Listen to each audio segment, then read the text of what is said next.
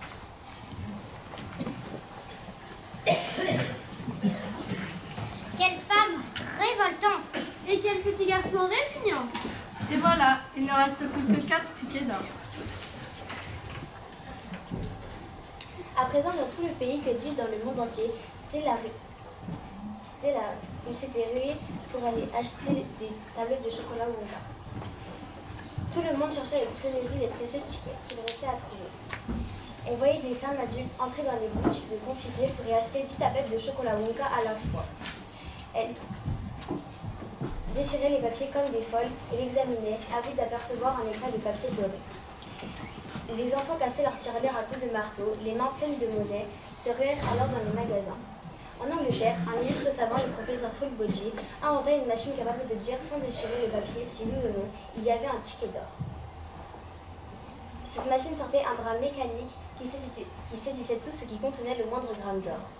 On crut y voir une solution, mais un jour, alors que le professeur présentait son invention, le bras mécanique arracha le plombage d'or de la molaire d'une duchesse qui passait par là. La machine fut mise en pièces aussitôt. Soudain, avant l'anniversaire de Charlie, on annonça que le deuxième ticket d'or fut trouvé par une petite fille nommée Véruca Sweet.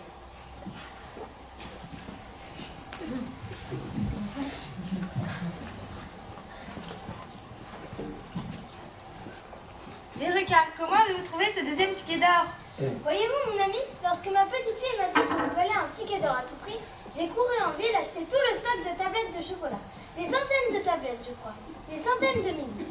Puis je les ai fait charger dans des camions pour les transporter directement dans ma propre usine où j'ai à mon service une centaine d'ouvrières.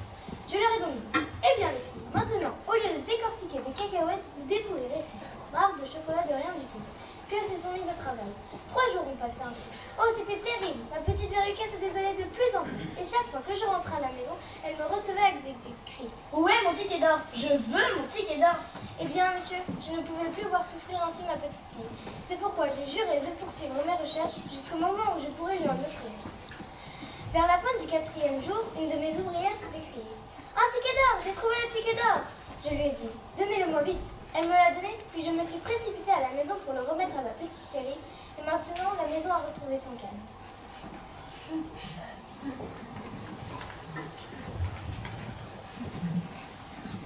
Elle est encore pire que le garçon. Elle mérite une bonne fessée. Je trouve qu'elle n'a pas joué franc jeu. Crois-moi, Charlie, c'est toujours dangereux de trop gâter les enfants. Mon petit Charlie, il est temps d'aller te toucher. C'est ton anniversaire demain, ne l'oublie pas. Je suppose que tu seras levé de bonne heure pour ouvrir ton cadeau. Une tablette de chocolat Wonka? C'est une tablette de chocolat Wonka, n'est-ce pas? Oui, mon chéri.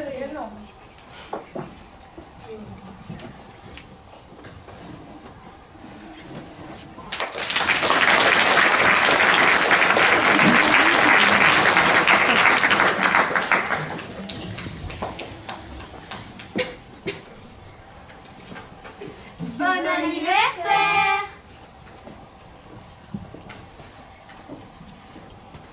Un super délice fondant Wonka à la guimauve, c'est ce qu'il y a de mieux. Tu te régaleras. Oui, je sais.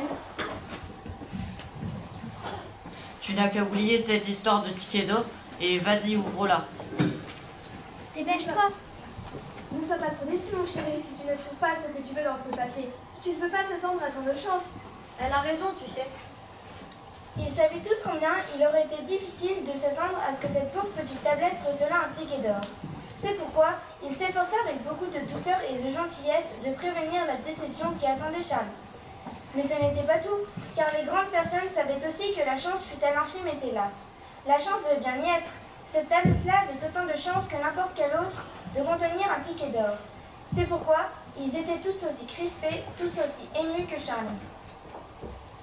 Allez, jette-toi à l'eau. Ouvre-la, mon petit, ouvre-la, veux-tu? Tu me rends nerveuse.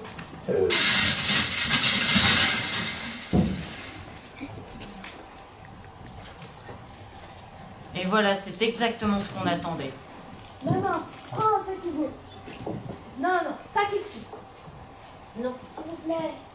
Non, jamais de la vie. Il est à toi seul.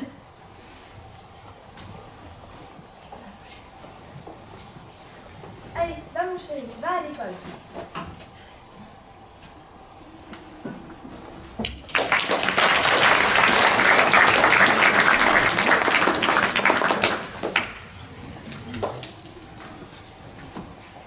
Ce soir-là, le journal de M. Bucket annonçait la découverte non seulement du 3e, mais aussi du 4e ticket d'or. 2 tickets d'or trouvés aujourd'hui disaient en énorme caractère les manchettes, il n'en reste plus qu'un. Le 3e ticket a été trouvé par Violette Beauregard. L'agitation battait son plan chez les Beauregard lorsque notre arrivée arriva pour l'interview. Quant à la glorieuse fillette, elle se tenait debout sur une chaise en brandissant éperdument son ticket d'or. Elle parlait très vite et très fort à tout le monde. On avait du mal à la comprendre, car tout en parlant, elle mâchait du chewing-gum avec férocité. D'habitude, je mange du chewing-gum. Mais quand j'ai entendu parler des Tiggy Wonka, j'ai quitté la gomme pour le chocolat dans l'espoir d'un coup de peine. Maintenant, bien sûr, je reviens à mon cher chewing-gum. Il faut bien que je vous dise que je l'adore. Je ne peux pas vivre sans chewing-gum. J'en mâche à longueur de journée, sauf au moment des repas. Alors, je le sors et je le colle derrière mon oreille pour ne pas le perdre. Pour vous dire la stricte vérité, je me sentirais pas bien dans ma peau si je ne pouvais pas mâcher à longueur de journée mon petit bout de chewing-gum. Vraiment, mon père dit que ça fait mal épais et que ce n'est pas beau à voir les mâchoires d'une petite fille qui remue tout le temps. Mais moi, je ne suis pas d'accord. Et de quel droit me critique-t-il?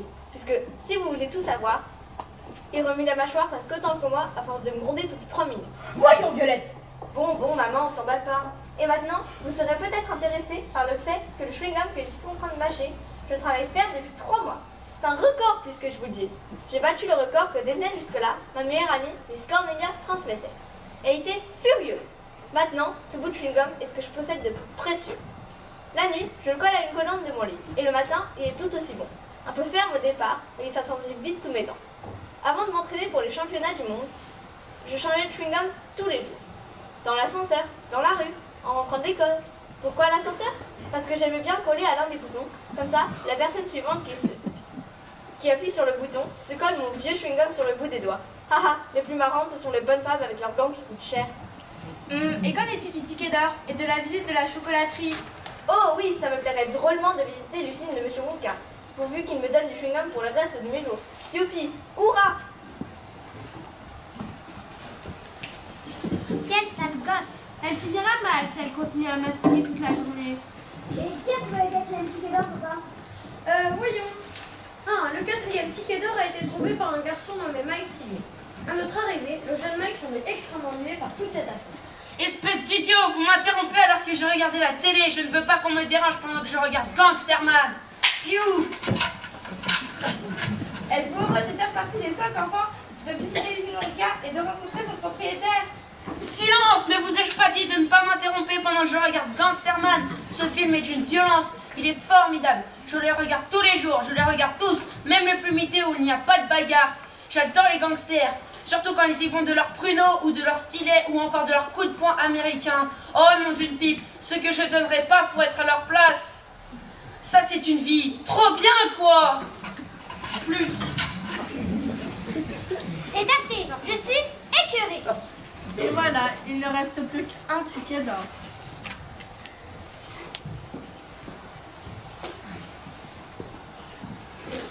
En effet. Et aussi sûr que je mangerai de la soupe au chou demain soir, ce ticket d'or ira à un mauvais garnement qui ne le mérite pas.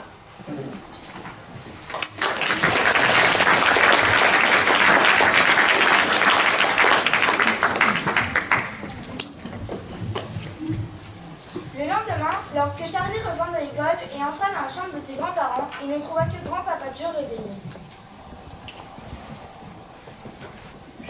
Charlie, viens par là. Tu le veux comme moi, ce ticket d'or? Oui.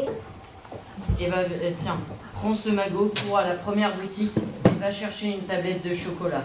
Et tu es sûr de vouloir y laisser toutes tes économies, grand-papa? Sûr de chez sûr. Allez, vas-y.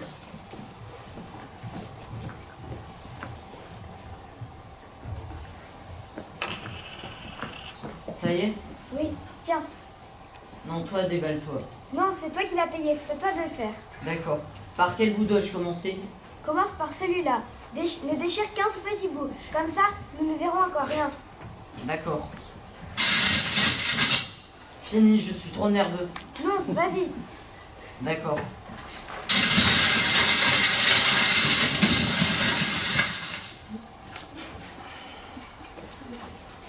Mais que se passe-t-il? Rien, allez, dors.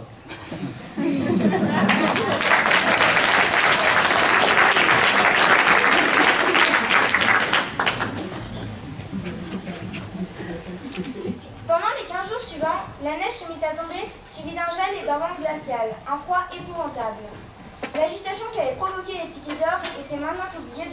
longtemps. La famille revenait sur leurs problèmes capitaux, se chauffer et manger à leur faim. Car le grand froid, ça donne une faim de lit. Car dans ces temps compliqués, on se surprend à rêver de plats délicieusement réchauffants. Et sans s'imaginer de la chance que nous avons, nous obtenons généralement ce que nous voulons. Ou presque. Mais pour le petit Charlie Bucket, la réalisation de son rêve n'était pas attendue. Sa famille était bien trop pauvre pour lui payer quoi que ce soit. Alors que persistait le froid, sa faim grandissait désespérément, alors que les repas devinrent de plus en plus maigres.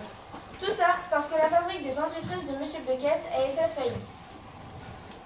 Lentement, mais sûrement, toute la maisonnée allait mourir de faim.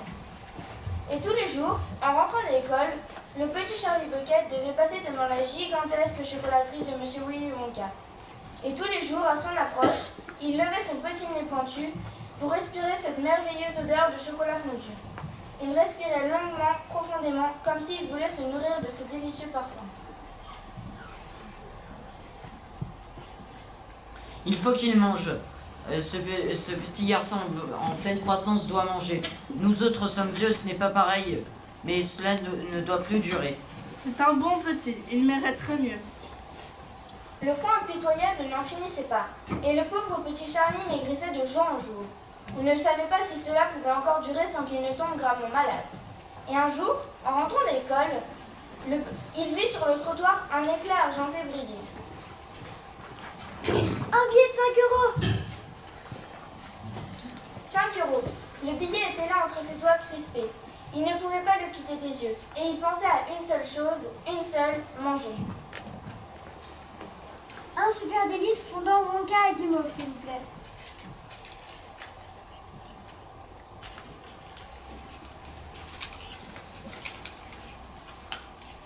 Tu en avais bien envie, pas vrai, fiston? Doucement, si tu as tout sans mastiquer, tu auras mal au ventre. Je pense que je vais en reprendre une. La même, s'il vous plaît. Pourquoi pas?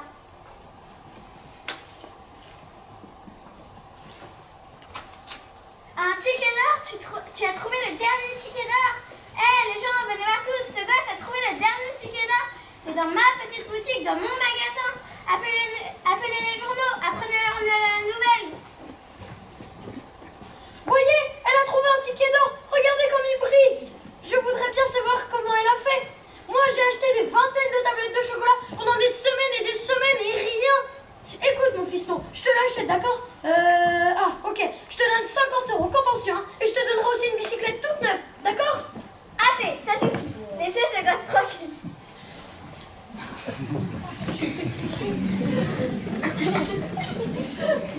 Je sais pas. Regarde vite, je sais pas. Rentre vite chez toi. Quelque chose me dit que ce ticket tout ma vie, n'est-ce pas? Oui, merci, au revoir. Maman, regarde, ça y est, le dernier ticket d'or, j'ai trouvé le dernier ticket d'or. J'ai trouvé un peu d'argent par terre. J'ai acheté 2 tailles de chocolat Wonka et dans la deuxième, il y avait le ticket d'or. Maman, regarde, ça y est. Oh oui, Charlie, je le vois, c'est merveilleux. Tu te moques de nous, Charlie? Pas du tout. Regardez. Youpi! Sapristi, mais que se passe-t-il? Charlie a trouvé un peu d'argent dans la boue. Il s'est acheté 2 tablettes de chocolat Wonka et dans la seconde, il y avait le dernier ticket d'or. Vas-y, Charlie, montre à ton père le dernier ticket d'or du monde. Hein? Mais c'est pas possible! Lis-le-nous à voix haute, s'il te plaît, papa. Alors, je vais vous la lire, voilà. Heureux gagnant de ce ticket d'or, Monsieur Willy Wonka te salue. Reçois sa chaleureuse poignée de main. Il t'arrivera des choses étonnantes, de merveilleuses surprises t'attendent, car je t'invite à venir dans ma chocolaterie. Tu seras mon invité pendant toute une journée, toi et tous les autres qui auront eu la chance de trouver mes tickets d'or. Moi, Willy Wonka, je te ferai faire le tour de mon usine et je te montrerai tout ce qu'il y a à voir. Et ensuite, au moment de nous quitter, une procession de gros camions t'escortera jusque chez toi. Et ces camions, je te le promets, seront pleins de plus délicieux comestibles pour toi et pour toute ta famille, de quoi vous nourrir pendant de nombreuses années. Si à un moment ou un autre tes provisions venaient à s'épuiser, il te suffirait de revenir à l'usine et sur simple présentation de ce ticket d'or, je me ferai un plaisir de regarnir ton garde-manger. De cette manière, tu seras délicieusement ravitaillé jusqu'à la fin de tes jours. Mais je te réserve d'autres surprises tout aussi passionnantes, des surprises encore plus merveilleuses et plus fantastiques à toi et à tous mes chers détenteurs de tickets d'or. Des surprises mystérieuses et féeriques qui t'enchanteront, qui t'intrigueront, te transporteront, t'éteindront, te stupéfieront outre mesure. Jamais, même dans tes rêves les plus audacieux, tu n'imaginerais de telles aventures. Tu verras. Et maintenant, voici mes instructions. Le jour que j'ai choisi pour la visite est le 1er du mois de février. Ce matin-là uniquement, tu te présenteras aux portes de la chocolaterie à 10 heures précises. Tâche d'être à l'heure. Tu as le droit d'être accompagné d'un ou deux membres de ta famille afin qu'ils prennent soin de toi et qu'ils t'empêchent de faire des bêtises. Et surtout, n'oublie pas ce ticket d'or, car sans lui, on ne te laissera pas entrer. Le 1er février? Mais c'est demain! Sapristi, je crois que t'as raison. Bon, calmons-nous, gardons notre sang-froid. Tout d'abord, qui accompagnera Charlie à la chocolaterie? C'est moi qui l'accompagnerai. Bah, qu'en penses-tu, chérie? Ne serait-ce pas plutôt à toi de l'accompagner? Eh bien, non, je n'en suis pas si sûre. Mais, Remarque, je serais vraiment très heureux d'y aller. Ce serait extrêmement passionnant. Mais d'un autre côté, je pense que la personne qui est le mieux placée pour accompagner Charlie, c'est bien grand-papa Joe. Il faut croire qu'il s'y connaît mieux que nous. Mais il faut qu'il se sente en forme, par contre, naturellement. Youpi! Vive Charlie! ah, il est en forme, ça ne fait pas de doute. Après tout, tu as raison, c'est peut-être bien à grand-papa Joe de l'accompagner. Youpi! Alléluia! Dieu soit loué!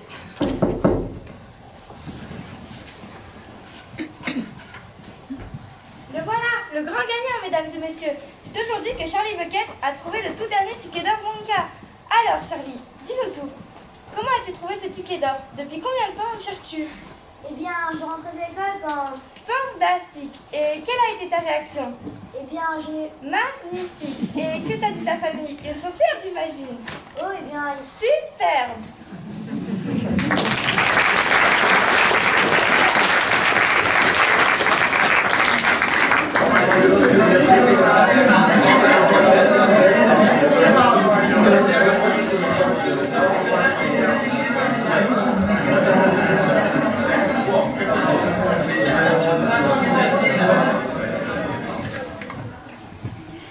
Le matin du grand jour, il faisait un soleil radieux. Devant les portes de la chocolaterie Wonka se pressait un monde fou venu assister à l'entrée des détenteurs du ticket. L'agitation était sans borne. Devant l'entrée, on y voyait se former un petit groupe avec les 5 fameux enfants, accompagnés avec les grandes personnes qui les accompagnaient. Tous les enfants étaient si impatients d'entrer que les parents devaient les retenir de force d'escalader la grille. Patience!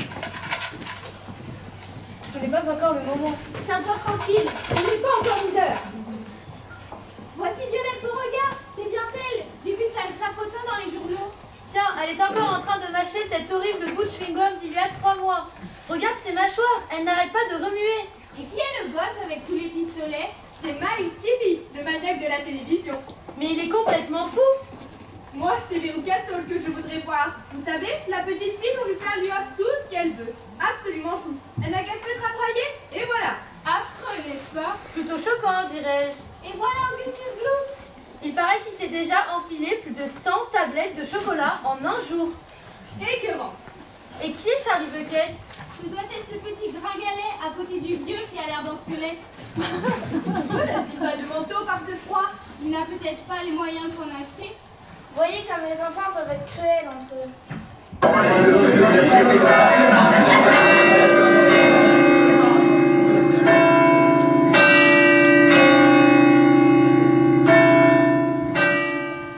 Le voici, c'est lui. Soyez les bienvenus, mes chers petits amis. Soyez les bienvenus dans ma chocolaterie. Veuillez vous avancer un à un, s'il vous plaît, sans quitter vos parents. Puis, vous me présenterez vos tickets d'or en me disant votre nom. Au premier. Je suis Augustus Gloop. Augustus, comme tu as bonne mine, mon garçon, comme je suis heureux de te voir ici. Charmé, enchanté. Je suis vraiment très heureux de t'avoir ici. Et tu as même ta mère? Comme c'est gentil. Vous pouvez entrer. Je m'appelle Belcasso. Ma petite Belka, bonjour. Je suis très heureux de t'avoir ici. Et quel nom intéressant tu as. J'ai toujours cru que c'était celui d'une sorte de verrue qu'on avait sur la front. Mais je me trompe, n'est-ce pas? Comme tu es mignonne de ton petit manteau de vison. Et tu amènes ton père? Bonjour, monsieur Salt. Il est bien en règle? Oui, bon, vous pouvez entrer. Moi, c'est Violette. Violette Beauregard. Bonjour, Violette. Tu sais que tu as un très joli nom, c'est celui d'une fleur, tu sais? Où tu amènes ta mère? Bonjour, Madame Beauregard. Rentrez-moi expliquer, s'il vous plaît. Très bien, vous pouvez entrer. Mike TV. Bonjour, Mike. Je suis très heureux de te voir en vrai, car la télé déforme toujours un petit peu l'image. Quelle délicieuse journée nous allons passer ensemble. Et tu y prendras plaisir, j'en suis même tout à fait sûre. Vous pouvez entrer. Charlie Bucket. Charlie, tiens, c'est toi, le petit garçon qui n'a eu son ticket d'heure qu'hier soir? Oui, j'ai tout lu dans les journaux de ce matin. Et tu amènes ton grand-père? Bonjour. Vous pouvez entrer. Tout le monde est entré? 5 enfants? Oui. Bon, notre tournée va commencer. Ne vous dispersez pas. Je ne demande de perdre aucun de vous pour prendre nous ensemble des choses. Parfois, non.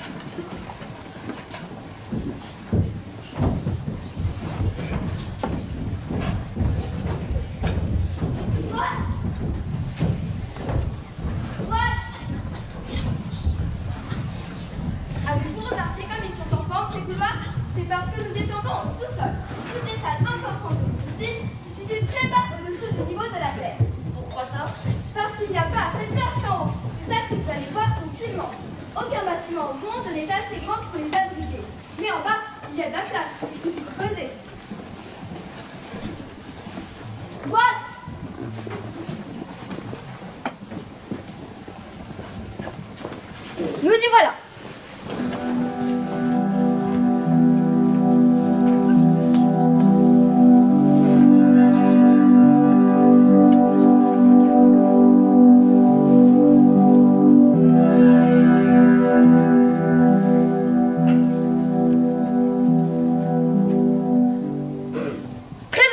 Cette salle. Celle-ci est le centre nerveux de toute l'usine, le cœur même de l'affaire. Et comme elle est belle, j'attache beaucoup d'importance à la beauté de mes salles. Je ne tolère pas la laideur dans mon usine. Et voilà, nous y entrons. Mais ne vous excitez pas trop, gardez votre sang-froid.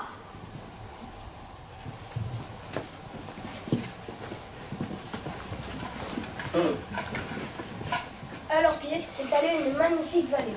De chaque côté, il y avait de verts pâturages et, au fond, coulait une magnifique rivière brune. mais on voyait aussi une formidable cascade et une falaise abrupte, du haut de laquelle une eau pleine de remous se précipitait dans la rivière, formant un rideau compact. Des arbres et des arbustes pleins de grâce poussaient le long de la rivière. Le gazon était étoilé de milliers de boutons d'or. Voyez, tout cela, c'est du chocolat. Chaque goutte de cette rivière est du chocolat fondu. Du chocolat, rien que du chocolat.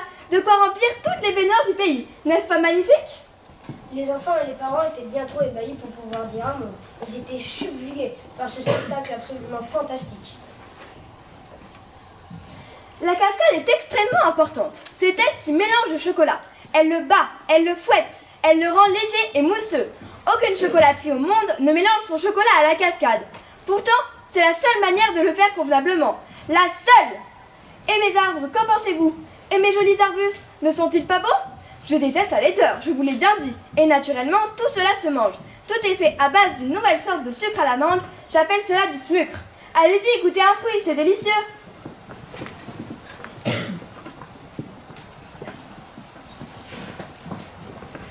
C'est merveilleux. Quel goût exquis, n'est-ce pas, grand-papa? Je mangerai bien tout l'arbre. Je me mettrai à quatre pattes et je mangerai tout le feuillage. Hé, regardez là-bas. Qu'est-ce que c'est? Ça bouge, ça marche, c'est un petit personnage. Là-bas, sur la cascade. Elle a raison, grand-papa. Regarde, il y a bien des petits bonhommes. Il y en a deux. Sapristi, c'est vrai. Plus que ça, il y en a 1, 2, 3. Que font-ils? D'où sortent-ils? Qui sont-ils? Merveilleux, n'est-ce pas? Les petits bonhommes, pas plus grands que des poupées de taille moyenne, avaient cessé de vaquer à leurs occupations pour regarder à leur tour les visiteurs rassemblés sur l'autre côté de la rue. Et pour une raison qu'ils étaient sûrement les seuls à connaître, ils se mirent à éclater de rire.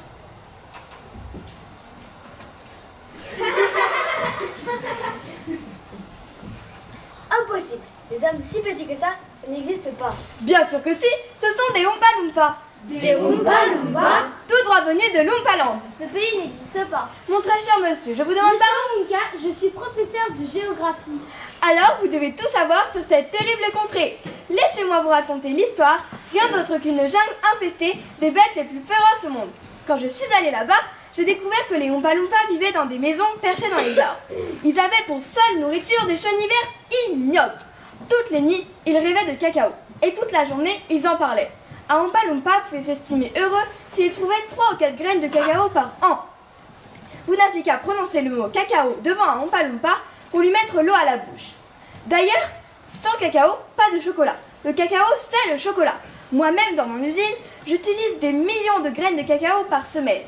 C'est pourquoi, ayant appris que les Oompa Loompa étaient particulièrement friands de cette denrée, je suis allée parler à leur chef. Je lui dis, pas en français bien sûr, mais en Oompa Loompa. Je lui dis donc, écoute-moi bien, si vous venez tous avec moi vous installer dans mon usine, vous auriez du cacao à gogo. Vous pourriez vous rouler dans le cacao si vous le désirez. Il m'interrogea, tu parles sérieusement? Bien sûr que je parle sérieusement, lui dis-je, et vous pourriez aussi goûter le chocolat. C'est encore meilleur que le cacao puisqu'il contient du lait et du sucre. Il répondit, marché conclu, allons-y. Et je les ai tous amenés. Ce sont de merveilleux ouvriers. Ils adorent danser et chanter. Ils improvisent tout le temps des chansons. Vous allez sûrement les entendre, mais je dois vous prévenir qu'ils adorent faire des blagues. Daddy, je veux un Oompa Loompa. Je veux que tu m'en achètes un. Je veux l'emmener à la maison. Vas-y, Daddy, achète-moi un de ces Oompa Loompa. Voyons, mon chou, il ne faut pas interrompre Monsieur Wonka. Mais je veux un Oompa Loompa. Très bien. Daddy t'en offrira un ce soir ou plus tard. Augustus, mon chéri, il ne faut pas faire ça. Augustus, bien étonnant à cela, avait rampé à la sauvette jusqu'à la rivière. Il était à présent agenouillé sur la rive, en train de se remplir le plus vite qu'il pouvait de chocolat fondu tout chaud.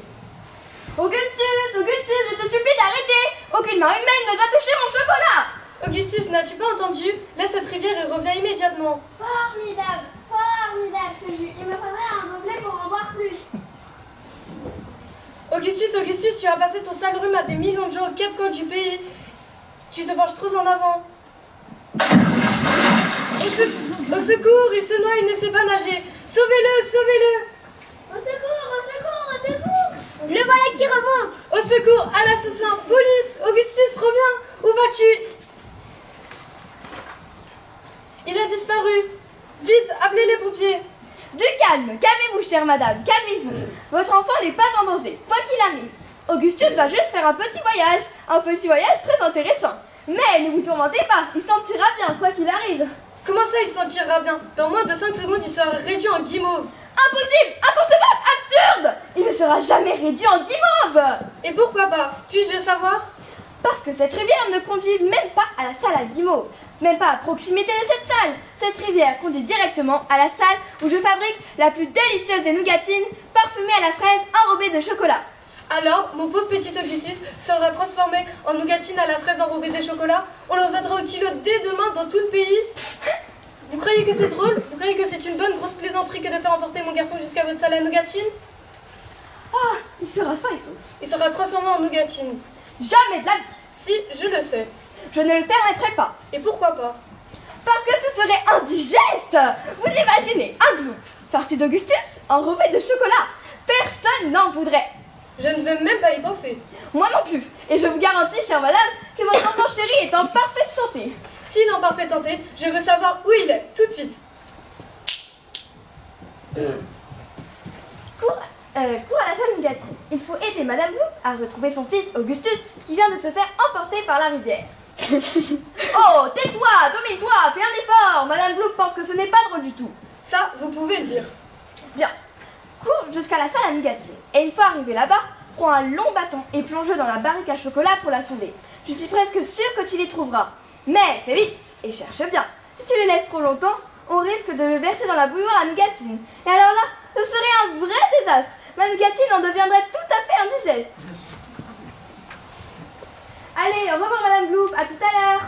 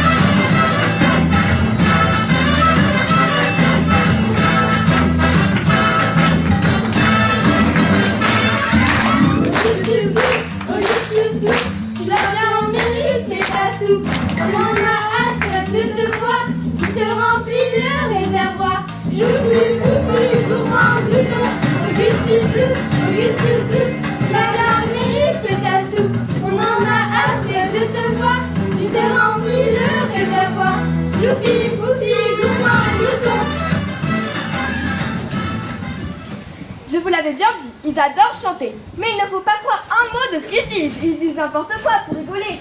Est-ce vrai qu'ils ne font que plaisanter, grand-papa? Bien sûr qu'ils plaisantent. Du moins, je l'espère. Et toi?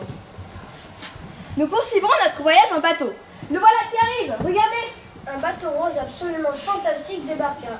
C'était un bateau rose au devant et derrière, comme une espèce de dracard viking des temps anciens. Il était d'un rose aussi étincelant qu'on nous dit du vert rose. C'est mon yacht personnel. Je l'ai taillé dans un énorme bloc de fondant rose. N'est-il pas magnifique? Voyez comme il sillonne la rivière. Allez, montez tous à bord.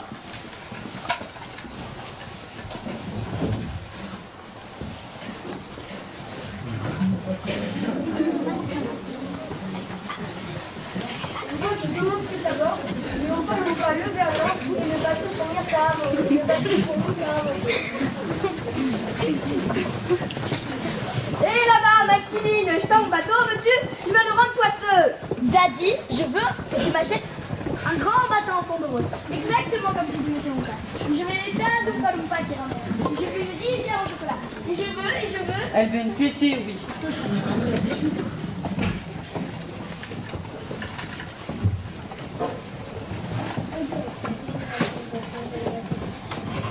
Le bateau avançait et la rivière devenait de plus en plus étroite.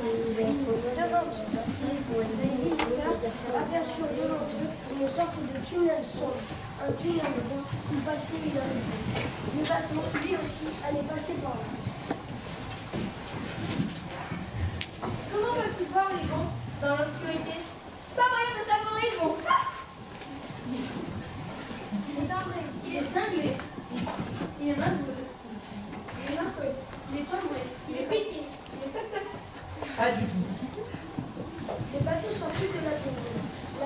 coulait tranquillement, le bateau avançait, tandis que le compas ne bougeait. Oh, regarde mon papa, il y a une porte dans le mur. Cette porte était verte. Elle se trouvait légèrement au-dessus du niveau de la rivière.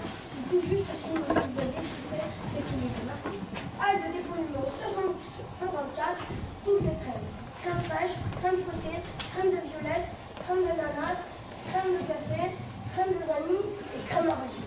Crème à raser? Comment ça? Vous en mettez dans mon chocolat? En avant, ce n'est pas le moment de répondre à des questions stupides.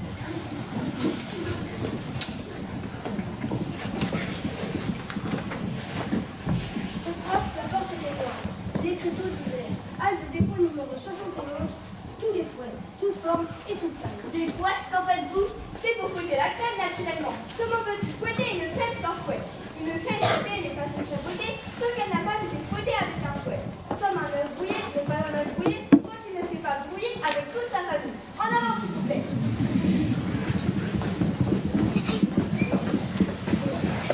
Cette fois-ci, c'était jaune sur lequel l'écriteau disait halle de dépôt numéro 77, tous les grains. Grains de café, grains de cacao, grains de marmelade et grains de beauté. Grande beauté? Oui, j'ai entendu que tu l'as sur le nez.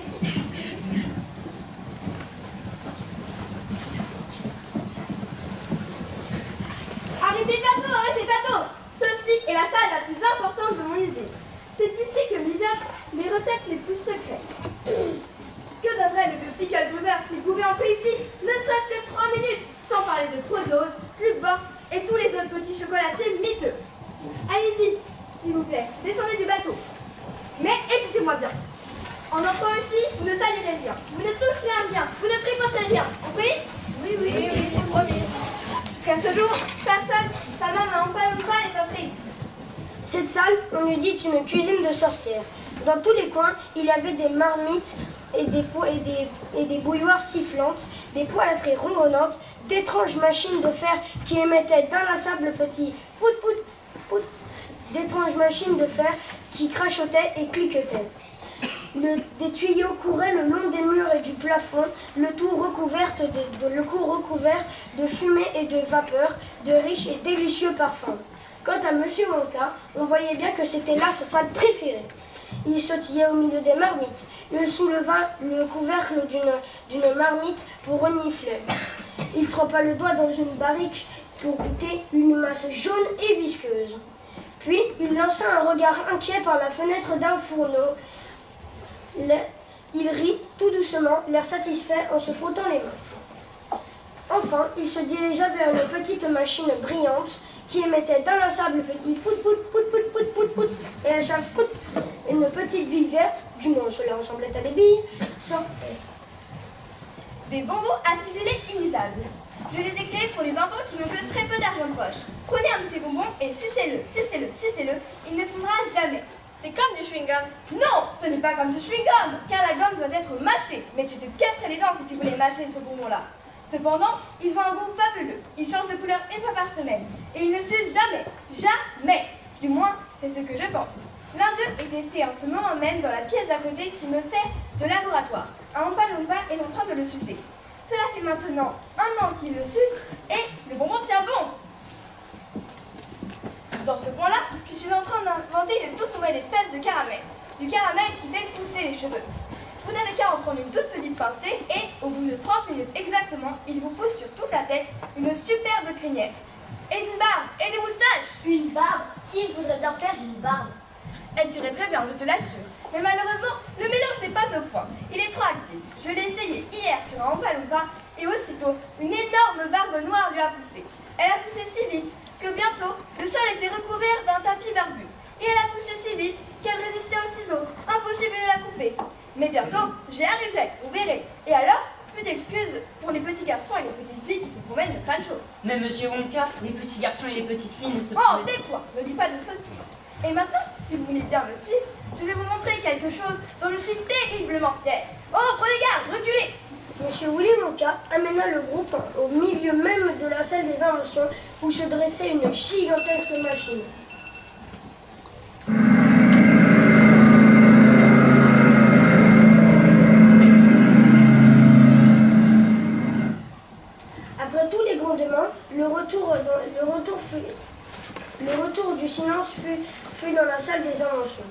Le sourire de M. Wonka était si grand lorsqu'il prit dans sa main le petit morceau de plastique que tout le monde crut à une erreur.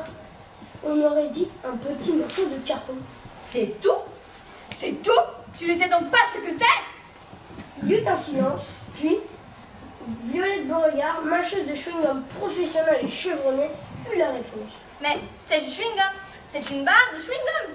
C'est exact. Mais ce chewing-gum est le plus étonnant, le plus sensationnel du monde. Approchez, venez le découvrir.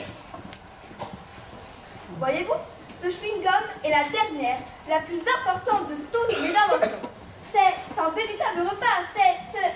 Ce petit morceau de chewing-gum est à lui seul un véritable dîner composé d'une entrée, d'un plat et d'un dessert. Que racontez-vous là? C'est insensé. Mon cher monsieur, ce chewing-gum, une fois mis en vente dans les boutiques, changera la face du monde. Ce sera la fin du plat cuisiné.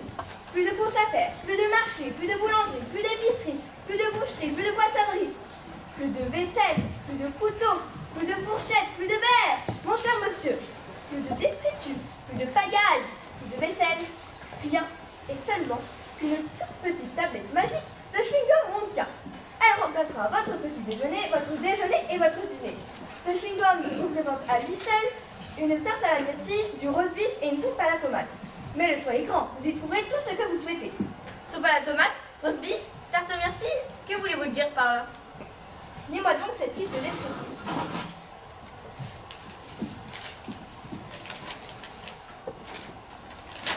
Il vous suffit de mâcher ce chewing-gum pour avoir exactement l'impression de manger les plats de ce menu. C'est stupéfiant.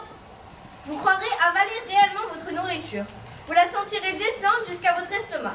Vous mangerez avec appétit. Vous aurez alors le ventre plein. Vous mangerez à votre faim.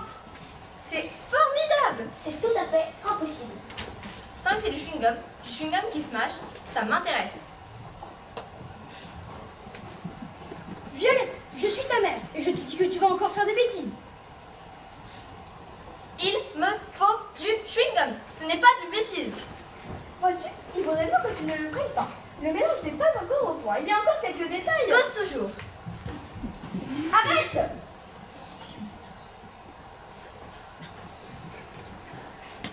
Formidable. Du tonnerre cette soupe à la tomate. Chaude, épaisse, délicieuse et à l'intérieur. Et ça descend. Non, non, non, non, non, tu n'aurais pas dû. Ce chewing-gum n'est pas prêt, il n'est pas au point. Mais si, il fonctionne à merveille. Oh non d'un chewing-gum, quelle bonne soupe. Oh, recrache-le! Ça change. Voici le second plat. Du roast beef, comme il est tendre et succulent. Et ces patates, elles ont la peau croustillante. Et puis, à l'intérieur, il y a du beurre. Comme c'est intéressant, ma Violette. C'est un grand jour pour les Beauregard. Ma fille est la première au monde à manger un repas chewing-gum. Tous les yeux étaient fixés sur Violette en train de mâcher cet extraordinaire chewing-gum. Le petit Charlie Bucket était comme hypnotisé par ce spectacle. Les lèvres de Violette qui se fermaient et se refermaient. Grand-papa Joe, lui aussi, était comme hypnotisé. Quant à Monsieur Wonka, lui, il se frottait les mains en répétant « Oh non, non, non, non, non, tu n'aurais pas dû. Cette invention n'est pas prête, elle n'est pas au point. Non, non, non. Oh, voici la tarte merci. Ça y est, oui, c'est tout à fait ça.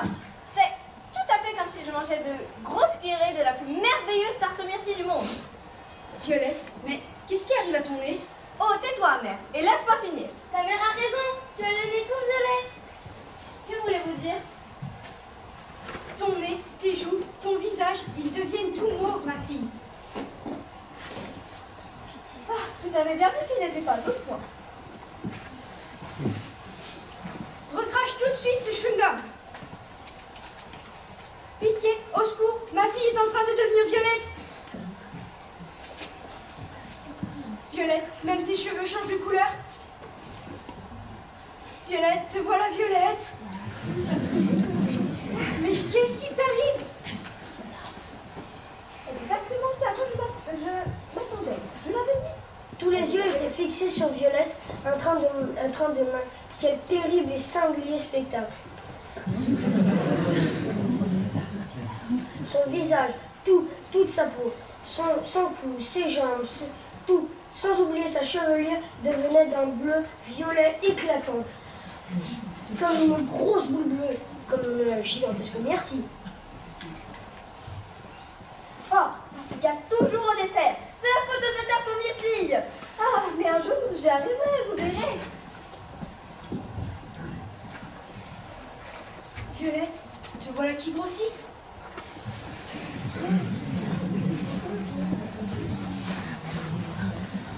Tu gonfles. Nom d'un chewing-gum, tu gonfles. Je ne sens pas bien. Ça ne m'étonne pas. Ciel, ma fille, tu gonfles comme un ballon, comme une myrtille. Je me sens bizarre. Vite, un médecin. Piquez-la avec une épingle. Sauvez-la.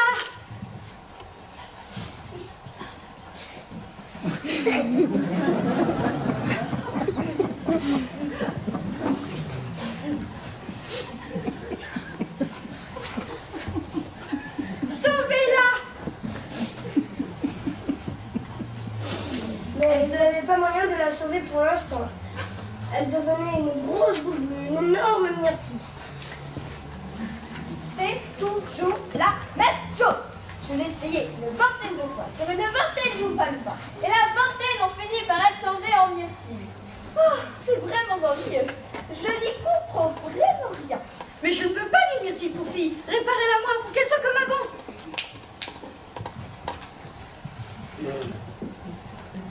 Roulez vite vos regards jusqu'à la salle au jus de fruits. La salle au jus de fruits? Mais qu'est-ce que vous allez y faire là-bas? La presser. Il faut qu'elle perde immédiatement tout son jus. Après, nous verrons bien. Mais ne vous tourmentez pas, chère madame. Nous vous la réparerons, quoi qu'il arrive. Les Oompa-Loompa roulèrent l'énorme myrtille à travers la salle des inventions. Quant à Monsieur Wonka, il accompagnait Miss Beauregard dans la salle au jus de fruits. Quant au reste du groupe, dont Charlie Bucket et Grand-Papa Joe, étaient là, encore en plein milieu de la salle des inventions, les yeux ronds, sans dire un mot. Écoute, grand-papa, les Oompa-Loompa se remettent à chanter.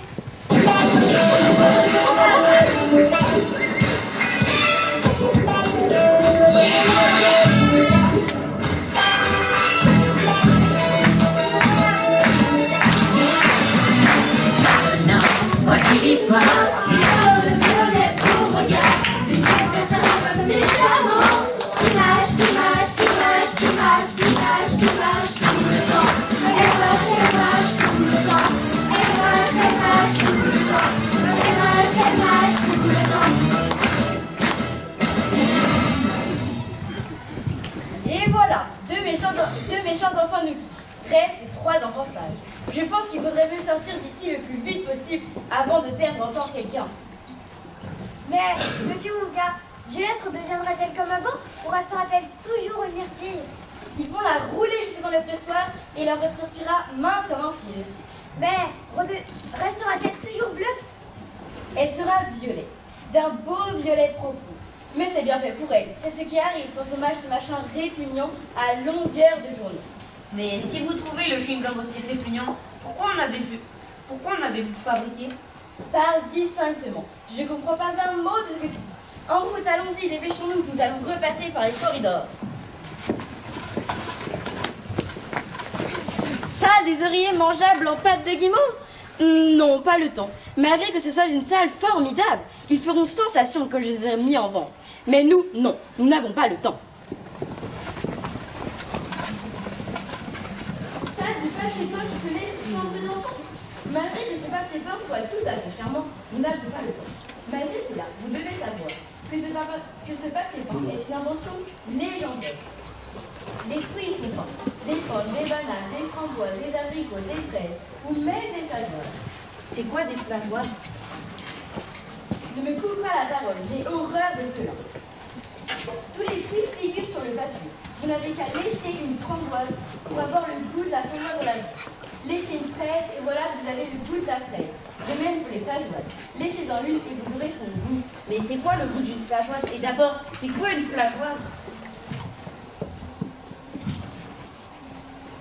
Tu manges encore tes mots, parle plus fort la prochaine fois.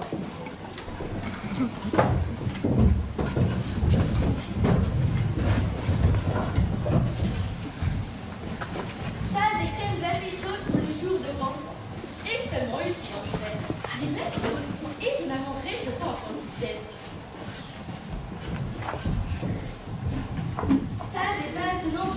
contre la vie. Ah, mes jolies petites vaches, comme je les aime, les vaches. Mais non, je n'ai vraiment pas le temps de vous les présenter. Daddy, je veux voir les vaches. Moi, je veux les voir. Pourquoi faut-il passer aussi vite devant toutes ces jolies salles? Nous arriverons au bon moment, ne sois pas si impatient. Ça, des boissons gazeuses aérodynamiques. Cette salle est vraiment formidable, comme ces boissons d'ailleurs. Elles vous remplissent de bulles d'un gaz spécial, tellement spécial qu'il vous décolle du sol comme un ballon. Mais comment on les envoie? Imagine, il faut vous rôter de toutes vos forces et hop, vous revoilà de nouveau les pieds sur le sol. Mais il faut faire attention, ne prenez jamais les boissons. Pourquoi? Parce qu'on ne sait jamais. Une fois, j'en ai fait boire à un Oompa-Loompa dehors dans la rue. Et il est monté. Et il a fini par disparaître. Je ne l'ai jamais retrouvé. C'était très triste. Mais vous le reposez? Bien sûr que je le retrouve. Pourtant, je lui ai crié « Rate, espèce d'âne !» Mais il ne m'a pas aimé. Il était peut-être trop poli pour voter en public. Je ne sais pas. Mais au jour d'aujourd'hui, il doit être sur la lune.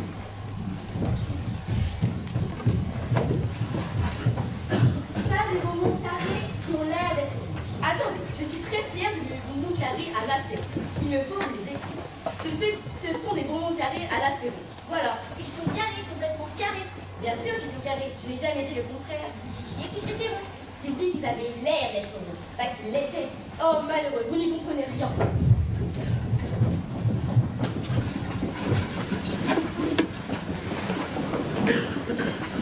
Ça le voit, parfait.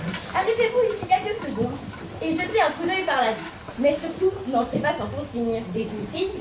Tenez-vous loin des écureuils et ne les dérangez pas durant leur travail.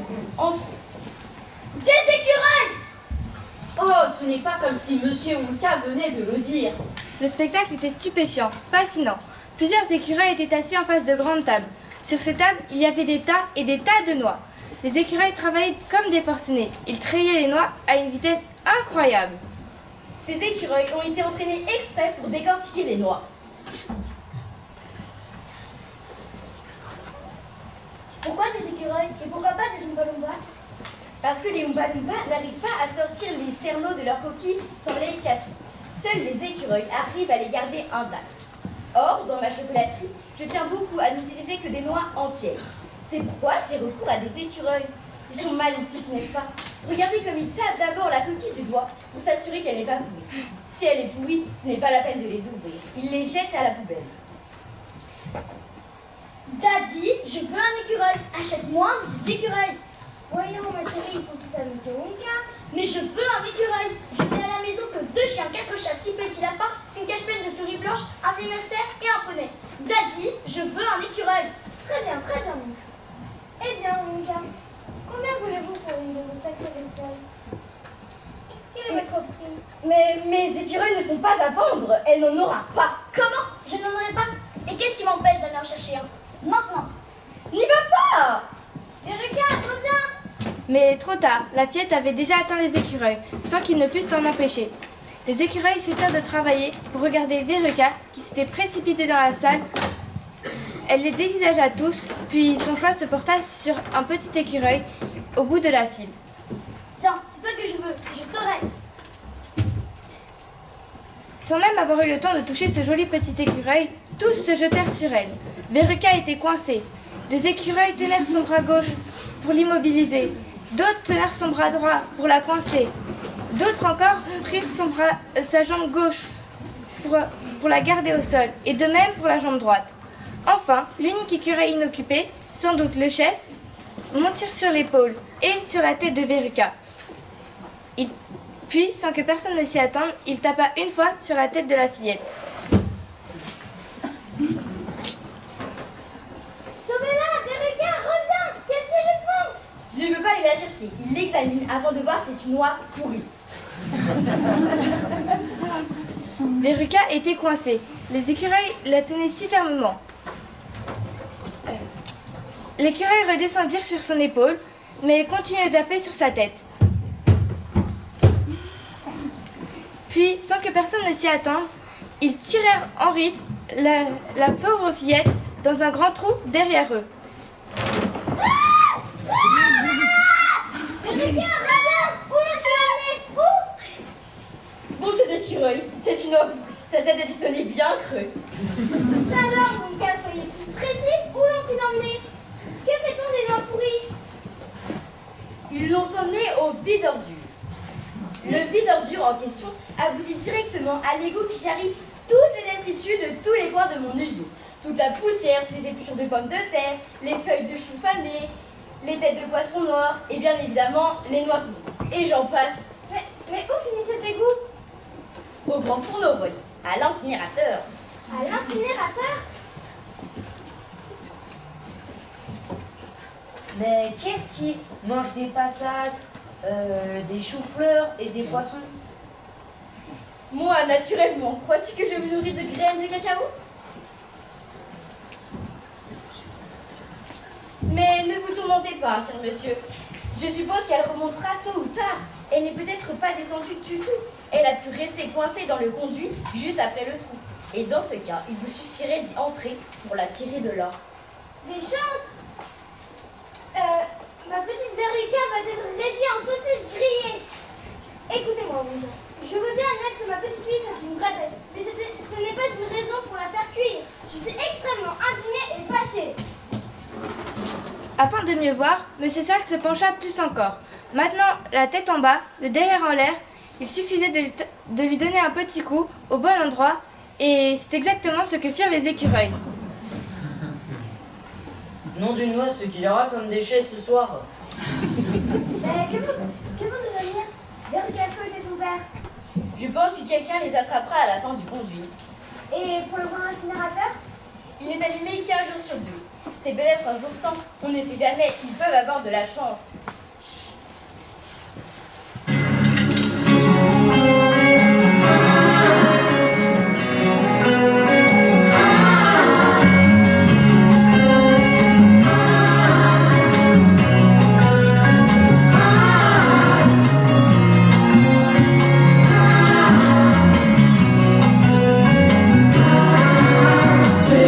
Sa petite peste, dans les ordures on s'en déveste. Elle va trouver en descendant des amis vraiment différents. Des amis vraiment différents. Des amis vraiment différents. C'est deux amis Verruca.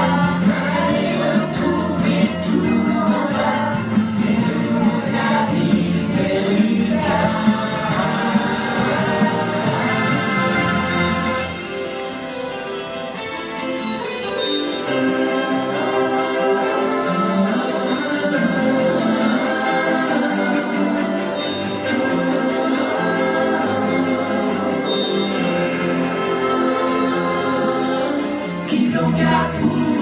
Cette jeune fille cédant à toutes ses envies, qui en a fait une vraie peste. Où sont les coupables? Qui donc est-ce? Les responsables? Mais que des gars, c'est maman et je sais pas. Je n'ai jamais vu une chose pareille. Tous ces enfants qui disparaissent à tour de rôle. Mais il ne faut pas vous tourmenter. Ils s'en tireront tous. Bien, 2 enfants et 2 adultes. On continue? Oui, je commence à avoir mal aux pieds et j'aimerais bien regarder la télé. Si tu es fatigué, nous allons prendre l'ascenseur. Venez, c'est par là. Et nous y voilà. Choisissez un bouton. Faites votre choix, vite. Charlie Bucket regarda tout autour de lui, tout étonné. Il n'avait jamais vu un ascenseur si particulier. Des boutons de partout. L'un des murs était rempli. Charlie remarqua que chaque bouton était accompagné d'une minuscule petite étiquette qui servait à indiquer sa destination. Cet ascenseur n'est pas un ascenseur ordinaire qui monte et qui descend. Il va aussi bien de travers qu'en avant et en arrière, dans tous les sens en somme. Il dessert toutes les pièces de ma chocolaterie, sans exception. Il vous suffit d'appuyer sur un bouton et zing, vous partez. Fantastique. L'ascenseur est fait tout entier de verre blanc très épais. Les murs, le plafond, les parois, la porte. Tout est transparent, tout est panoramique. Vous pouvez tout voir. Mais il n'y a rien à voir.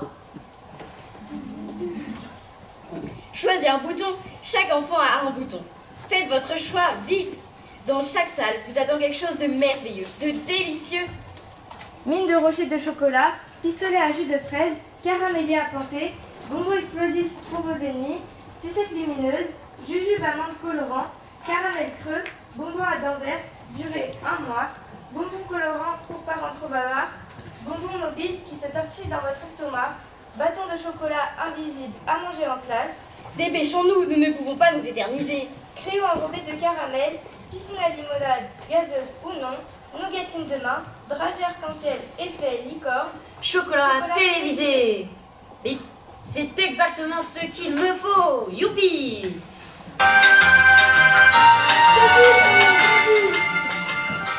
Prenez mon bras, monsieur. Voilà. Maintenant, agrippez-vous les uns les autres. Que tout le monde s'attrape. Le voyage n'est pas encore fini.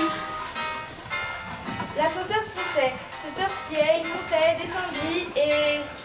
Je vais me trouver mal. Ne vous trouvez pas mal, s'il vous plaît. Rien à faire. Alors, prenez ceci. Arrêtez cet effroyable engin. Impossible, il ne s'arrêtera pas avant d'être arrivé.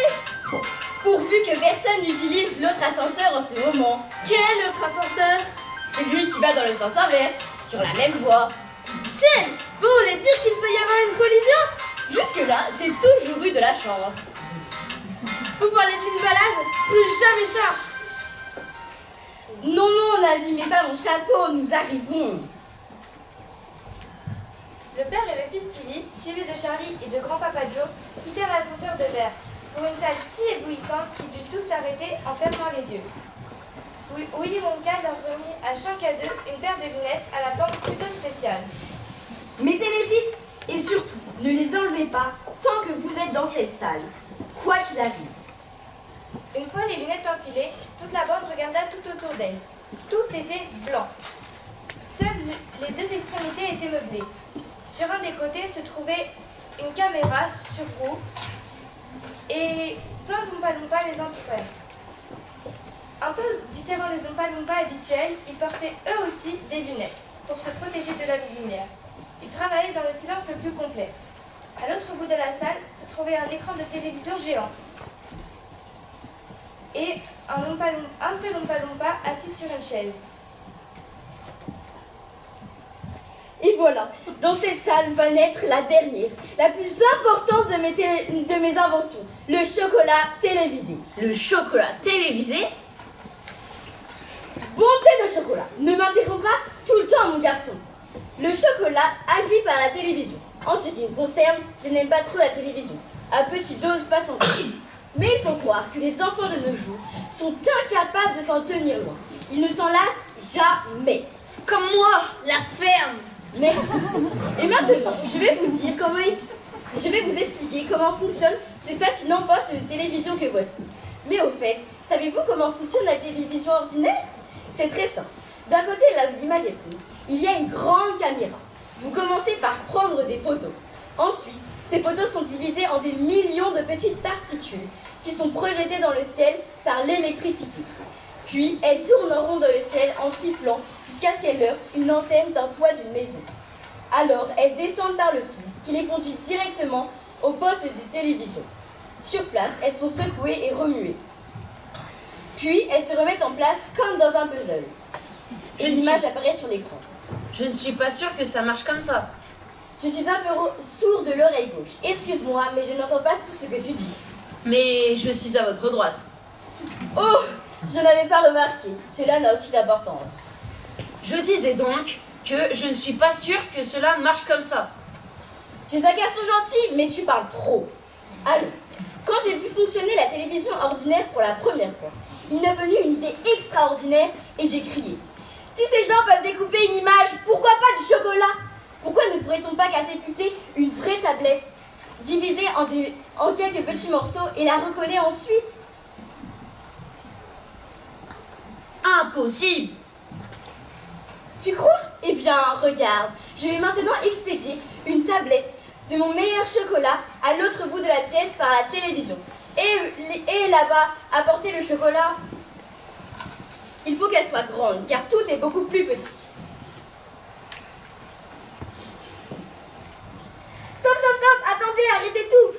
bah Mike TV, recule, tu es trop près de la caméra. Elle émet des rayons dangereux qui peuvent te réduire en 1 million de petites particules en 1 seconde. C'est pour ça que les Oompa Loompa portent des combinaisons, ça les protège.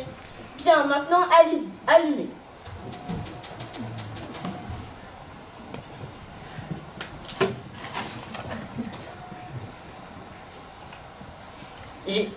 La tablette de chocolat a disparu.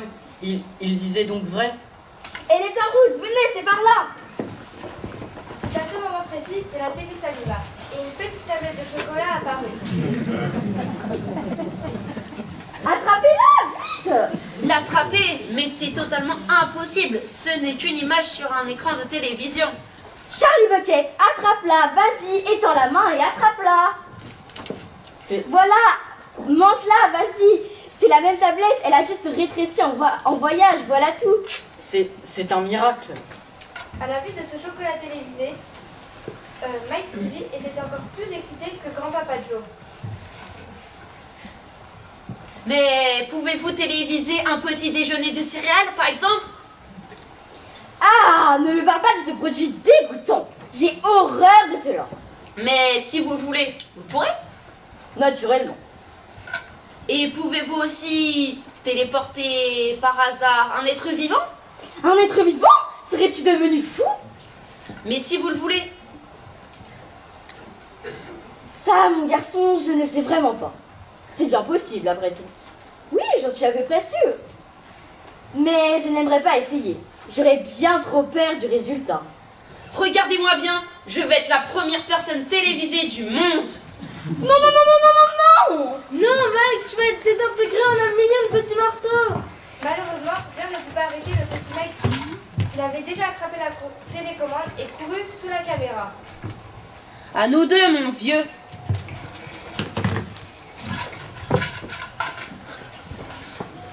Mike, où es-tu? Je suis parti. Mike, où es-tu? Moi je sais où il est. Il est en train de tourner au-dessus de nos têtes en 1 million de petits morceaux.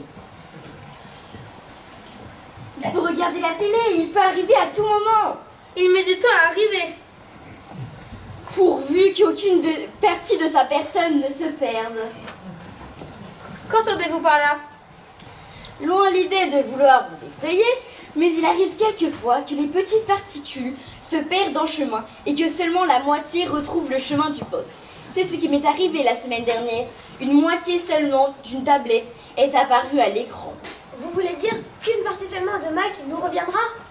Espérons que ce soit cette duo. Regardez, il y a du nouveau. Est-il toute une pièce? Mais oui, c'est bien lui. Mais je ne sais vraiment pas s'il est toute une pièce. C'est trop tôt pour le dire. Mike, comment te sens-tu? Vas-tu bien? Parle-moi, Mike. Bonjour papa, bonjour tout le monde. Regardez-moi, je suis la première personne télévisée du monde. Attrapez-le, vite! Hurrah, il est toute une pièce. Il est indemne. Idem? Vous appelez ça idem? Il a rétréci. Bien sûr qu'il a rétréci. Que pensez-vous?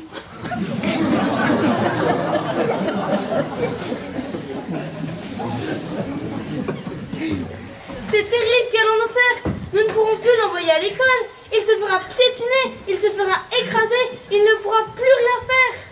Mais si, je pourrais toujours regarder la télé. Plus jamais. Une fois rentré à la maison, je jetterai le poste par la fenêtre. Tu ne regarderas plus jamais la télévision. Je veux regarder la télé. Je veux regarder la télé. Je veux regarder la télé. Monsieur je veux Wonka, regarder la télé. Monsieur Wonka, que faut-il faire pour qu'il grandisse? Ce n'est pas très simple, disons-le tout de suite. Mais les garçons de petite taille sont extrêmement souples et agiles. Extensibles. Oui, nous pourrions le mettre dans un appareil dont je me sers pour prouver l'efficacité, l'élasticité du chewing-gum. Jusqu'où pensez-vous pouvoir les tirer? À des kilomètres, qui sait. Mais je vous préviens, il sera terriblement mince. Tout ce qu'on étire s'amincit. Mince comment? Aucune idée. Mais cela n'a aucune importance, car nous allons bientôt l'engraisser.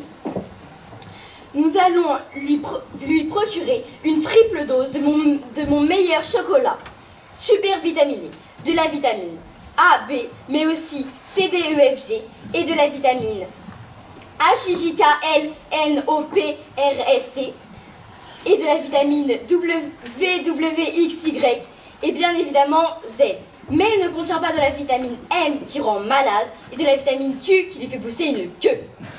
En revanche, il contient une toute petite dose de la vitamine Wonka. Que cela fait-il? Ça lui fait pousser les doigts de pied et ils seront aussi longs que les doigts de sa main. Oh non! Oh, ne soyez pas sûrs, c'est très utile. Il pourra faire du piano avec les pieds. Ne discutons pas.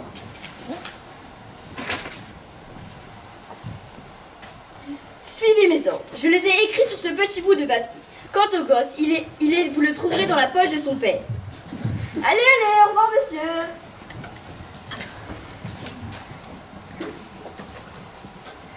Ça y est, ils recommencent. Vous ne les empêcherez pas de chanter, je le crois bien.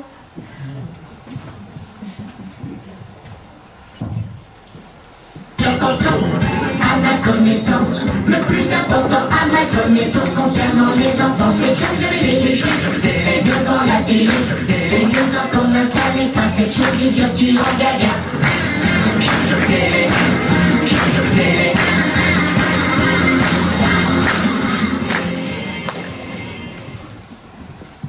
Il reste tant de choses à voir de ma délicieuse chocolaterie. Mais la vraie question est, quelle sera la prochaine salle à visiter? Allez, en route, partons. Ça nous fait combien d'enfants maintenant? Mais il ne reste que Charlie, monsieur Wonka. Tu veux dire qu'il n'y a plus que toi? Eh bien, oui. Mais où sont passés les autres? Mon cher petit Joe est donc le vainqueur? Oh, toutes mes félicitations, c'est formidable. Quelle joie, je suis absolument ravie, Charlie. Sais-tu que dès le début, mon petit homme me disait que ce serait toi? Comment ne pas croire en un garçon aussi humble que toi? Je suis enchantée, enchantée. Et maintenant, ne perdons pas de temps avec des patates ou patatas. Nous avons énormément de choses à faire avant la fin des heures. Je suis honorée de cette victoire inattendue. Regardons d'abord le petit parc. Nous partir en montrant quoi que ce soit. Que le spectacle commence. Tiens, voici notre ami Augustus. Le voyez-vous? Il arrive tout couvert de chocolat. Ce petit glouton a bien profité de mon chocolat. Augustus, s'il te plaît, ne mange pas tes doigts. Mais je suis tellement bon, maman. Oh, tu es fière de ta bêtise? Oh non, maman, mais c'est que la rivière est tellement bonne que je n'en raterai pas une goutte. Oh, regardez, voici Miss Violette Beauregard, grande mâcheuse de chewing-gum. Et comme elle a bonne mine, bien meilleure qu'avant. Mais elle est toute violette. Et là, évidemment, il n'y a rien à faire. Elle aura au moins gagné la première fille au monde. Sa mère doit être ravie. Tu as vu, maman? Je me sens beaucoup plus énergique maintenant. Mais tu es Violette. Rentrons à la maison pour enlever cette horreur. Oh, mon Dieu, regardez, Vergazole. Elle est couverte de la tête entière de vestiges. C'est-à-dire, je veux une nouvelle tenue. Je veux un nouveau poney. Quoi que tu auras aujourd'hui, c'est un bon vin, quoi qu'il arrive. Ah, j'entends que cette visite dans ma chocolaterie en a fait réfléchir certains. Bonté divine, voilà Mike TV. Ils l'ont drôlement allongé. Ils mesurent au moins 2,52 m long. Avec ce nouveau corps, bonjour le sport et adieu les jeux vidéo. Au revoir, monsieur. Adieu. Rappelez-vous, ce jour, vous allez visiter la délicieuse et majestueuse chocolaterie du grand Willy Wonka. Charlie ne part pas tout de suite. L'aventure n'est évidemment pas terminée pour le reste de l'année. J'ai quelque chose de très important à toi, mon petit Charlie. Comme j'aime ma chocolaterie. Et toi, Charlie, tu l'aimes aussi? Oui, je pense que c'est l'endroit le plus merveilleux au monde. Je suis très heureuse de t'entendre dire. Oh oui, je suis vraiment très heureuse de t'entendre dire. Mais que va-t-il advenir de mon petit Charlie, le grand gagnant du grand concours organisé par le grand et illustre monsieur Wonka? Charlie n'a pas gagné un quelconque quelque chose. De plus quelque chose de tous les quelque chose au monde.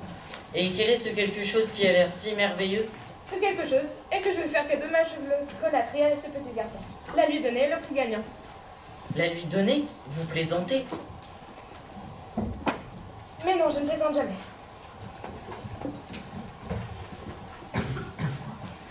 Mais pourquoi donneriez-vous votre usine, monsieur Wonka?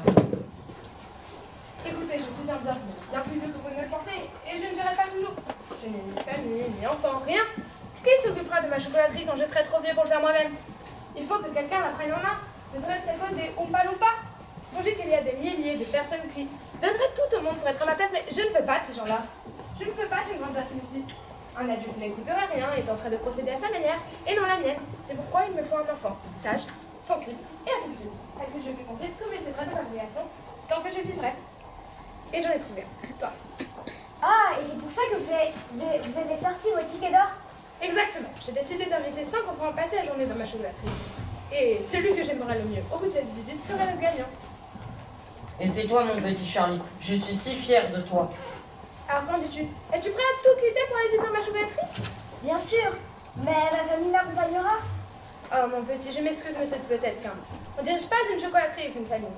Un chocolatier doit être libre comme l'air pour poursuivre ses rêves et accomplir de grandes choses. La famille est un frein à la création et à l'invention. Regarde-moi, je n'ai pas de famille, je suis la réussite incarne. Alors, si je viens à la chocolaterie, je quitte ma famille.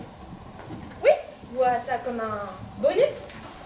Alors, si je dois choisir entre la chocolaterie et ma famille, je choisis ma famille. Sans elle, je ne vis pas vivre. Ah, c'est bizarre, il y a d'autres friandises que le chocolat. Excusez-moi, monsieur Wonka, mais je dis non. Waouh, c'est inattendu et bizarre. Je suis sûre que tu ne changeras pas d'avis? J'en suis sûre. Alors dans ce cas, au revoir, Charlie Coquette. Bon, monsieur Wonka.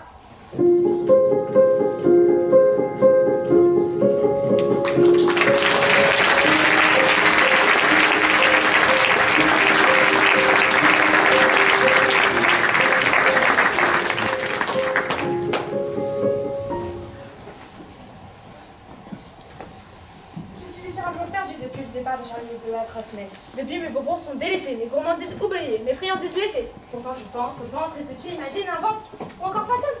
Mais plus rien n'est bon, plus rien n'attire, plus rien n'est un délice. Quel malheur pour un chocolatier comme moi. Mais je peux être réparée. Je peux trouver la solution à mon problème. Ou plutôt la personne qui m'aiderait à trouver cette solution. Oompa Loompa Psy, j'ai fait appel à toi.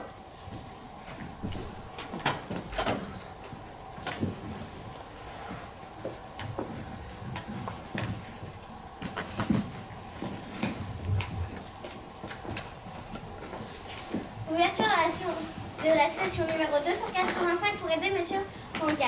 Quel est le motif de mon appel? Je n'ai jamais eu le moins de doute en fabriquant mes bonbons. Mais maintenant, je doute. Je ne sais pas quelle couleur donner, je ne sais pas quelle nouveauté apporter, je ne sais pas quelle recette essayer. Et ce qui est idiot, je n'arrive pas à le mettre de Voilà, c'est tout, c'est tout. Très bien, donc réfléchissons. Alors, oui, pensez à votre recette de création, celle qui vous fait rêver, rire et penser. J'ai toujours fait les bonbons comme je l'entendais et j'aime. Et oui, c'est ça vient de là. Les bonbons reflètent ce que je suis. Et comme j'ai une mauvaise morale, les bonbons sont mauvais. Que tu es doué. Il faut donc que vous ayez bon moral pour que les bonbons soient bon. Très bien. Vous avancez à une évolution fulgurante, Monsieur Wonka. Mais comment faire alors? Le moral doit être bon pour que les bonbons soient bons. Mais comment faire alors pour que le moral soit bon? Voici une question où je n'ai pas la réponse. Alors je vais m'en chercher. Procédons par étapes. Quand le moral était bon, très bonne question. Le moral est bon quand les bonbons sont bons. Les bonbons sont bons quand le moral est bon. Mais mon moral et mes bonbons étaient aussi bons quand j'en étais avec moi. Mais Charlie n'est plus là. J'ai perdu mes bonbons mauvais et mon moral mauvais. Il me faut donc Charlie pour que mes bonbons soient bons. Mais Charlie n'est plus là. Elle ne veut pas de ma chocolaterie sans sa famille. La famille, point très intéressant. Ma famille et mon enfant s'en souviennent bien longtemps dévorés en fruits au fond de ma mémoire. Quand j'étais petite, papa ne voulait pas que je mange de sucreries. Alors je me suis promis pour lui. Oui, un jour il verra à quel point les sucreries sont formidables. Chose due, chose faite. J'ai bâti cette chocolaterie, je suis moi-même devenu le plus grand chocolatier du monde. Alors avec tout ce succès, mon moral était alors bon. Et le bon aussi. Mais alors moi, vous, j'ai toujours vu la famille comme un frein à la création. C'est la famille qui les crée. Ma chocolaterie, mon moral, bon, mes bonbons, merci. Votre talent m'est une grande aide. J'aurai les après tant d'élèves que ma famille sur de création et d'invention. Merci.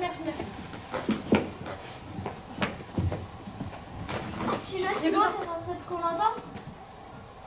J'ai besoin d'un rendez-vous urgent chez les dentistes. Ah oui, c'est vrai. Oui, bonjour, ça serait pour un rendez-vous à domicile. C'est urgent, les rendez-vous sont déjà pleins. C'est très urgent, on vous attend.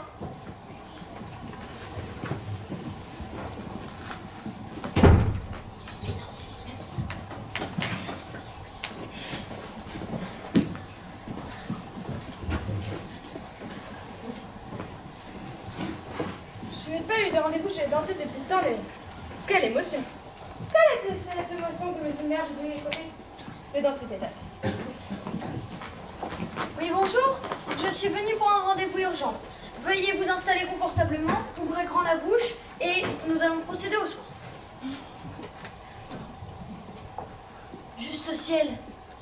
Je n'avais pas vu de molaire comme celle-ci depuis... Willy.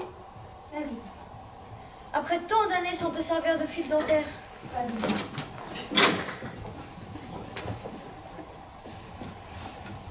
Je suis très heureux de te voir ici réussir dans la plus grande chocolaterie au monde. Je suis ton évolution dans le journal depuis de nombreuses années. Tu es devenue la meilleure version de toi-même grâce à ce métier. Je suis vraiment content que tu aies trouvé ta voie. Merci, papa. Tu sais, petite, terrifiée par tes leçons, je me suis fait la promesse de bâtir un empire.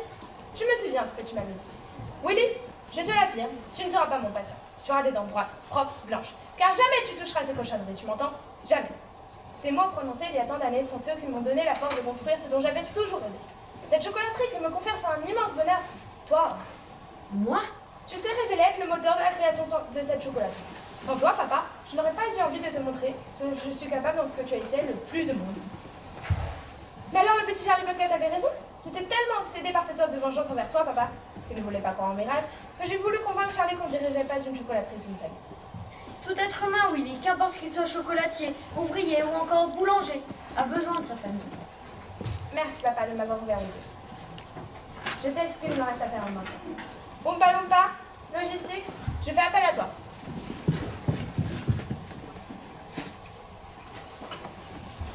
Bien, je vois que tu es revenu sur le droit chemin, mon fils. J'aurais réussi à jouer mon rôle de père correctement au moins aujourd'hui. Mais j'ai besoin de revenir à mes tâches. Mais j'ai confiance en toi, tout va s'arranger. Mon moral et mes bonbons seront bons après cette rencontre, mais je dois avant tout accomplir quelque chose.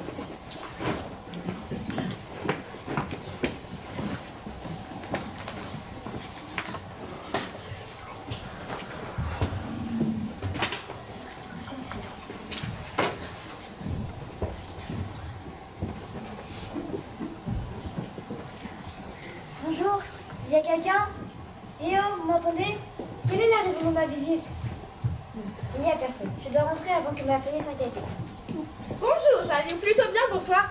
Grand vainqueur du concours organisé par moi. Je suis très honorée que tu aies envie de me voir. Et Oompa Loompa Logistique a fait un travail merveilleux. Bref, je m'occupe des boutiques comme d'habitude. Venons sur ta l'essentiel, mon petit Charlie, si tu veux bien. Si je peux me permettre, monsieur Wonka, quelle est la raison de ma visite? Je vous ai déjà dit ma réponse la dernière fois. Je suis sûre que c'était la bonne. Nous nous sommes déjà dit au revoir une fois, cela suffit. C'est déjà bien trop dur comme ça de revenir ici. Patience, Charlie, nous allons venir à cette chose. Mais avant tout, petite question, si tu le veux bien. Qu'est-ce qui te remonte le moral quand ça ne va pas bien? Ma famille. Vous avez un problème avec ma famille? Mais non, Charlie, auparavant, j'avais un problème avec ce que représentent les... Pas. Je pensais que c'était seulement là pour te dire quoi faire ou ne pas faire, un frein à la création et l'invention. En général, ils font ça pour vous protéger, parce qu'ils vous aiment. Ils sont bien trop précieux pour être perdus. C'est pour ça que je n'ai pas le droit de te privilégier. Charlie Bucket, accepterais-tu une nouvelle proposition? Je vous écoute. Que dirais-tu de venir habiter ici dans ma chocolaterie avec ta famille? Nous deux propriétaires pour créer, recréer, façonner, refaçonner, partager, repartager des sucreries. Oui, je dis oui, monsieur Wonka. Merci, remercie, encore merci. Ce jour restera jamais gravé dans ma mémoire. Je cours leur annoncer.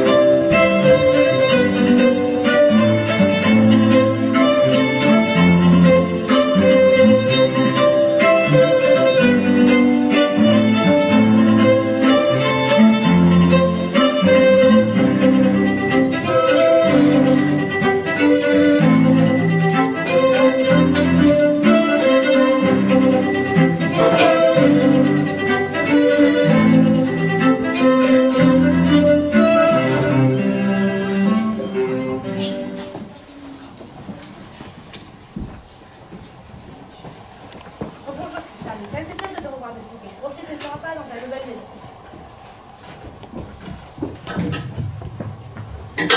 Bonsoir, Papy Joe. Merci d'avoir accompagné Charlie dans cette aventure. Nous en sommes là aujourd'hui en partie grâce à vous. Après. Bienvenue chez vous. Veuillez vous installer pour déguster le festin de la nuit. Quelle joie de rencontrer le père du fabuleux Charlie Bucket. Après vous, Madame Bucket.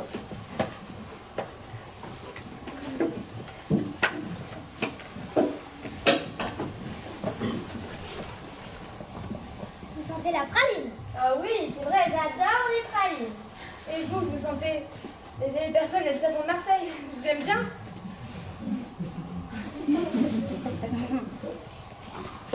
Charlie, voyons, pas de coups sur la table. Charlie, une idée soudaine a surgi. Et les petits cerfs-volants à la presse? Oui, avec de la réglisse. Les garçons, on va pas faire un table. Pardon. Allons, silence et entamons cette dinde. Je crois que tu tiens quelque chose.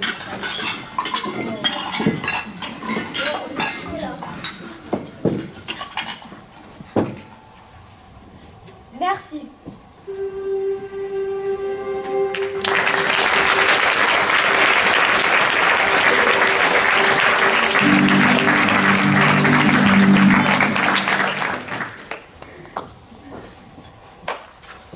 La soirée se clôtura sur cette scène bien heureuse. Finalement, après toutes ces péripéties, Charlie Bucket avait gagné tout ce dont il avait toujours rêvé, une chocolaterie. Sa famille, quant à elle, ne s'était jamais mieux portée que ce soir-là. Ils étaient tous réunis autour d'un grand buffet, mais ce qui était encore plus beau et plus magique, leur visage rayonnant de bonheur. Ils le savaient, ce n'était que le début d'une nouvelle histoire et d'une nouvelle aventure. Mais Willy Wonka avait trouvé quelque chose de bien plus précieux, une famille. Et une chose était absolument certaine, en cette douce soirée d'hiver, la vie comme les bonbons n'avait jamais été aussi vue. Chacun d'entre nous a déjà eu des rêves plein la tête. Rêver de l'impossible ou bien de l'inimaginable. Seulement très peu d'entre nous y ont cru. Croire en ses rêves, c'est se donner une chance de les accomplir. Willy Wonka disait « Je bâtirai la plus grande chocolaterie du monde. Regardez-le aujourd'hui, ce qui est inimaginable devient réalité. Il suffit d'y croire. »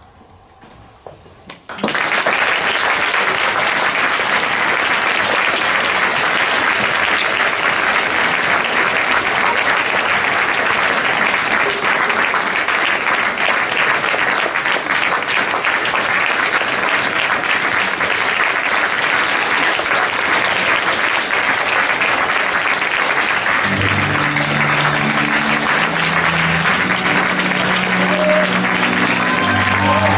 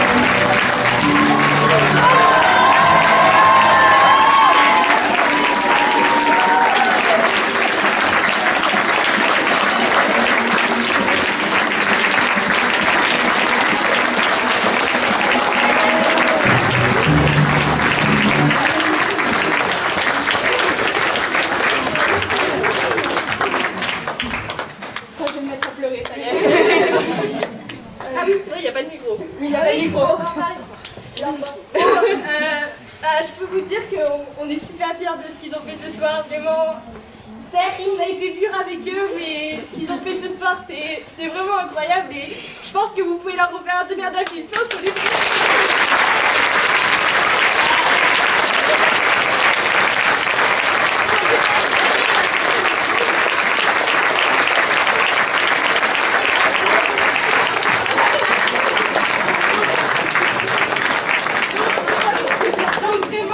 Je tenais vraiment à vous dire à tous, de toute façon on va vous le redire, mais un grand merci parce qu'on a été dur, mais au moins on y a cru jusqu'au bout et vous aussi. Ça s'est vu ce soir, vous vous êtes amusés sur scène et c'était incroyable, on est trop fiers de vous.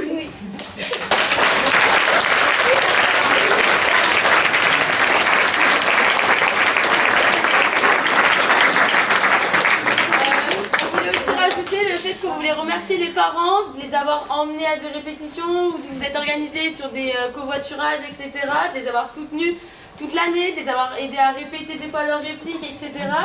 Et aussi on voulait remercier Diane du coup de nous avoir accompagnés toute l'année parce que sans elle on n'aurait pas eu la R4, on n'aurait pas pu s'entraîner depuis septembre dans cette pièce. Donc ils ne sauraient pas vu les décors, etc. Et donc on voulait vraiment remercier Diane quand même de nous avoir accompagnés toute l'année.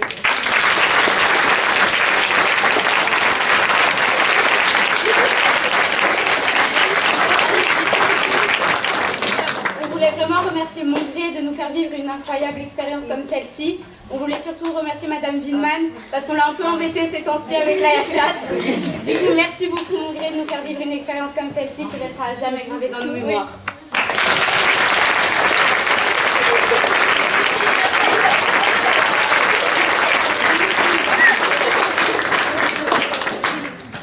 Moi, je dis merci à ma maman pour l'aide au décor. Merci à la maman de Lilo aussi, qui nous a bien aidés. Je veux aussi un merci très spécial pour tous ceux qui étaient là avant nous. Jeanne, Emma, Lilou, Clément, Flavie, tous ces gens qui nous donnaient envie, qui nous ont donné de la force, qui nous ont soutenus pendant tout ce temps. On est vraiment très reconnaissants envers eux et on espère qu'on a été à la hauteur.